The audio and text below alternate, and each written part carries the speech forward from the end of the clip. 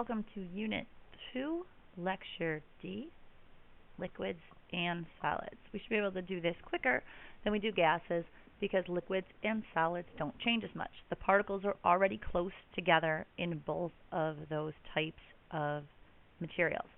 So in liquids, we say they have an indefinite shape. That means they change their shape. They're going to take the shape of their container. But they have a definite volume, so their volume stays the same. It doesn't matter which container you move it to, it's going to be the same volume, same number of milliliters. Random arrangement and close together is how you have to draw the particles, and here's an example of drawing them random. It's easier to show the liquids random if it's a mixture where you have two different things, like this is blue and green, so it's easier to see that it's random. Just make sure the particles are close together, closer together than your gas. Make sure they're random, more random than your solid would be. All right, they're not as interesting as gases because being close together, changing the pressure, changing the temperature isn't going to move the particles as much. One of the things we do talk about with liquids, though, is this thing called vapor pressure.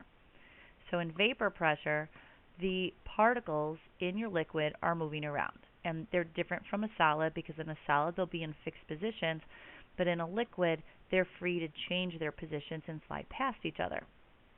So some of these particles are moving, and they're moving with different amounts of energy, and they're moving in random directions, and some of them are bumping up against the surface. So they're bumping against the surface tension at the top. Surface tension is created by how well the liquid particles are attracted to each other. And when they push against the surface, some of them randomly have more energy than others. If they have enough energy to hit the surface with more energy than the air pressure pushing down on them, then they can escape. When they escape like that, lower than their boiling point, and this is really important, when they escape and turn into a gas at a temperature lower than its boiling point, we call that evaporation. So evaporation and boiling are both going to be a change from a liquid to a gas, but in evaporation you have this little extra part that it's happening below its boiling point. Evaporation is not on the phase change diagram. So if we scroll way back in our notes and we look at the phase change diagram, this phase change right here, liquid to a gas, is called boiling because it's at a temperature where it's making its surface pressure equal the atmospheric pressure, its vapor pressure equal the atmospheric pressure. But in evaporation, we're not doing that. And evaporation is going to be much slower. Most of the particles do not have enough energy to leave the surface. So when they evaporate, they're going to evaporate slow, and a few of them leave. That's the difference. Don't get the two confused. Don't label that flat part on the phase change diagram evaporation. All right, if we put our liquid into a closed container, so if you've got a jar, that's supposed to be a sealed lid, isn't that nice? Yeah. And you have liquid in here, and you seal the jar off, and these little guys are bouncing around in here, and some of them are escaping, and so you get a few of them up here. Eventually, you're going to hit a point where this container is full. It has as many particles in there as it can before they start to clump up. And when they start to clump up, they start to turn back into a liquid. They start to condense. And then that liquid rains back down. So you have particles leaving, and you have it start to rain up here, and particles come down. You may have done this when you talked about the water cycle. Maybe in elementary school, you put a jar of water, and you put a lid on it, and you put it in the sun by the windowsill, and eventually it started to rain inside, so you could see the evaporation and condensation. When you hit this point where you have it evaporating and condensing at the same rate, so we've reached an equilibrium between evaporation and condensation, you can measure the pressure inside of here.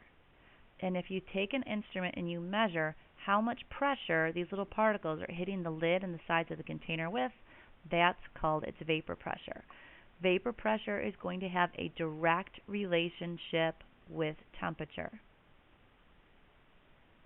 Vapor pressure has a direct relationship with temperature. So what would a graph look like with a direct relationship? Well, it's going to have a positive slope. Okay? If we heat this container, if we put a flame under here and we heat it,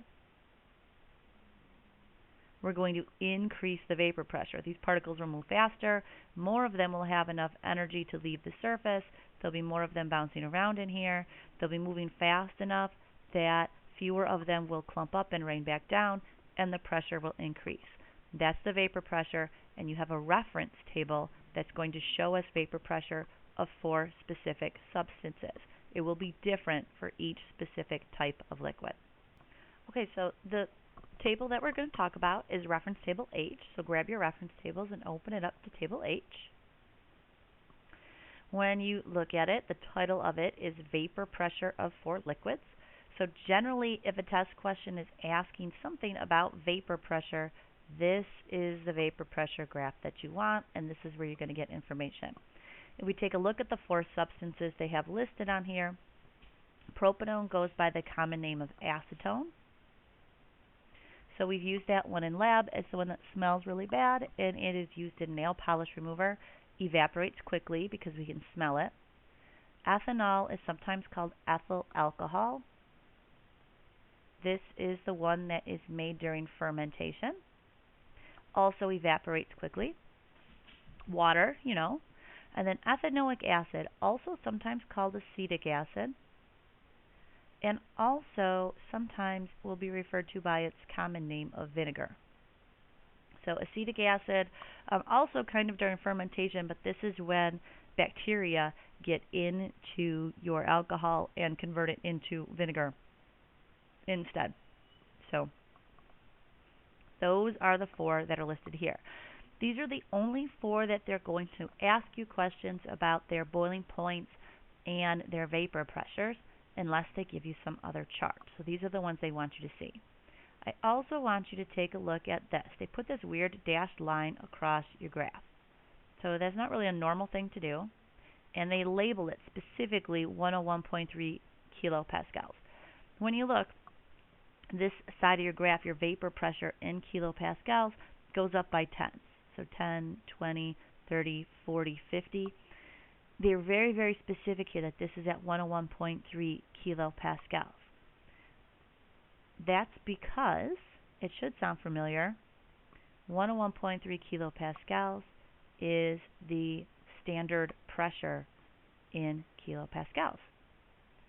So on this graph, this 101.3 kilopascals is showing you where standard pressure is, and that's because this will be our normal boiling point. So we defined boiling as when the vapor pressure of a liquid equals the atmospheric pressure. The normal boiling point is standard pressure. So when you tell me that the boiling point of water is 100 degrees Celsius, that is water's normal boiling point. So here at the 101.3 kilopascals, water right there, when you drop down, it's 100. But if we were to change the vapor pressure, if we were to go to 50 kilopascals pressure, when you come across, water's boiling point is no longer going to be 100. Water's boiling point would no longer be 100. You would drop down here, and being careful that these now go up in 5s instead of 10s. This side are 10s, this side are 5s. There would be 80, and so this would probably be somewhere around 82. The boiling point of liquids is not always the same unless you're talking about being at the same pressure. Okay, so it can change with pressure. That's how they do the trick where they have a goldfish and it looks like it's in boiling water. They drop the pressure down to almost 0. They drop the vapor pressure way down here, and now you're boiling at some temperature that's in the 20s. It's in room temperature water. So it looks really cool. It's a neat trick, but the fish itself is not in danger because the water is not really hot. So you kind of have to dissociate the idea of boiling being hot. They're not exactly the same thing. All right, there's another concept that we can see on this graph, intermolecular forces. The prefix inter here means between. So when we talk about intermolecular forces, we're talking about the forces between two molecules. If I have one water molecule and I have a second water molecule, the oxygens are attracted to the hydrogens. This force here that's holding the oxygen to the hydrogen between two molecules, not this guy, not this line that's holding the hydrogens on, but this kind of static cling force of attraction is called intermolecular forces. The higher the boiling point, the higher the normal boiling point, the stronger the intermolecular forces are in that substance. So if we just look at our graph with our only 4 substances, acetone would have the weakest intermolecular forces, and the acetic acid over here would have the strongest intermolecular forces.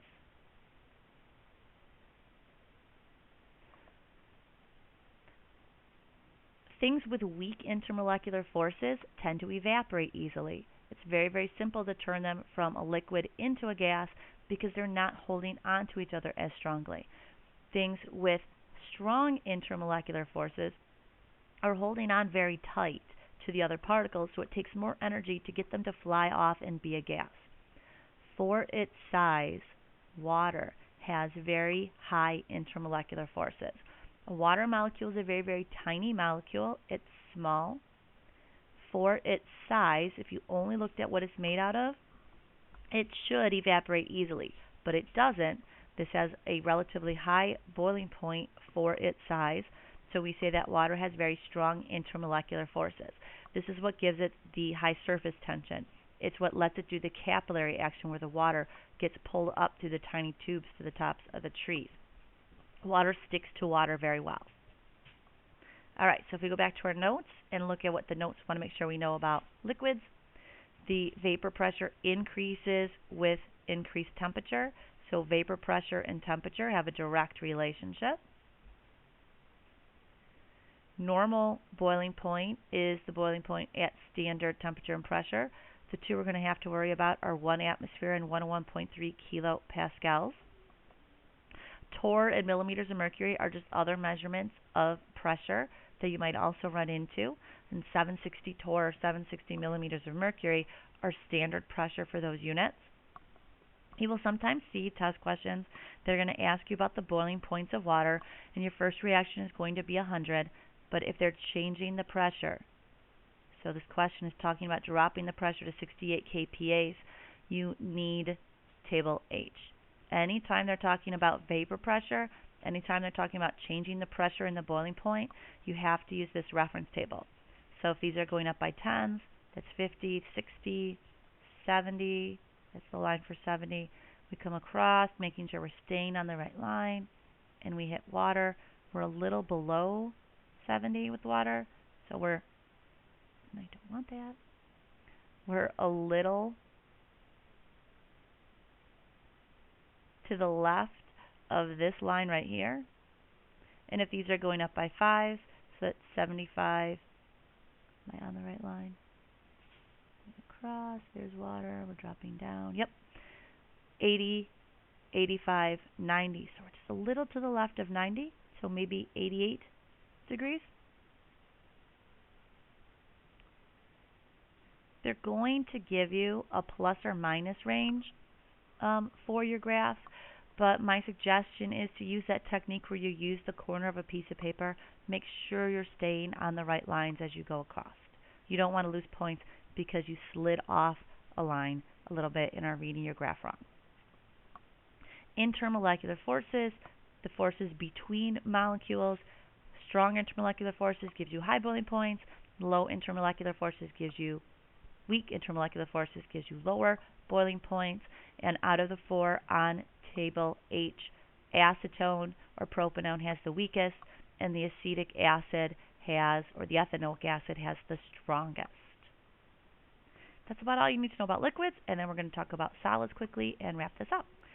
Solids are going to be even shorter than the information that we had on liquids because, again, the particles are even closer together. So solids are very tightly packed particles. There's very little space in between them, and this regular geometric pattern becomes really important. Make sure they're in a pattern. Notice this one's blue, green, blue, green, blue, green, blue, green, blue, green. Alternating pattern back and forth, tightly packed particles. Make it very obvious that they're in a pattern and that they're close together. They have a definite shape and a definite volume, which means they keep their size and shape. Some things like water, when they make their geometric patterns, water is odd in that when it makes its pattern, it actually makes little hexagon patterns so that they actually end up with these little air spaces in the middle, and this is where our little snowflakes come from, and why ice is less dense than liquid water. So that's very strange and unusual. Most substances, when they're a solid, will be more dense than their liquid forms. Water is an exception. Make sure you know that. And that's what lets water float, and it's really cool because then our lakes and ponds and streams don't freeze from the bottom up.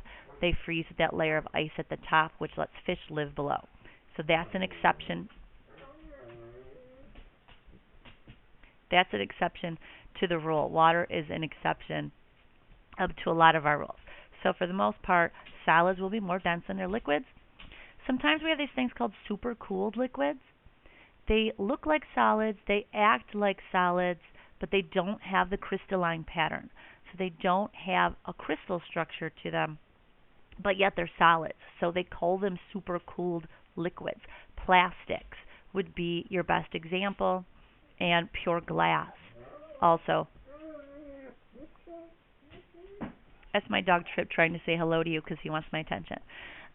Glass and plastic are two supercooled liquids. So they act like a solid, but no crystals. When you heat a solid, the average kinetic energy lets the particles vibrate back and forth faster. Eventually, they vibrate fast enough that they can slide past each other. Once they start sliding past each other, they're a liquid. So as they vibrate back and forth until they get enough energy to break out of their patterns, and then they can slide around and be a liquid. That's called its melting point. When it happens at standard pressure, it's called the normal melting point. And that's it. Densities for solids, melting points, which are also the freezing points, boiling points, and condensation points you can find on reference table S. Most of the elements are going to be solids at standard temperature, so you can find those information about them on table S, what temperatures they'll melt at. It's going to be easy to find on which ones are liquids and gases because they will have melting points much lower than room temperature. And that's it for solids, liquids, and gases.